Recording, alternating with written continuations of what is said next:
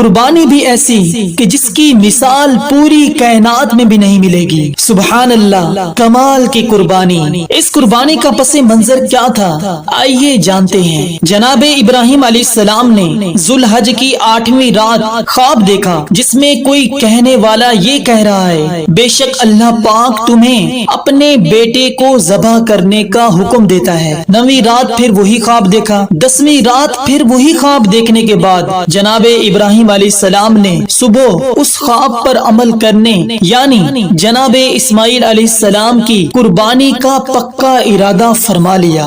جب حضرت سیدنا ابراہیم علیہ السلام نے یہ سارا ماجرا اپنے کم عمر بیٹے جناب اسماعیل علیہ السلام کو بھی بتا دیا کہ اللہ پاک کا فرمان ہے کہ میں تمہیں ذبح کروں، اب تم بتاؤ تمہاری کیا رائے ہے۔ حضرت اسماعیل علیہ السلام خود بھی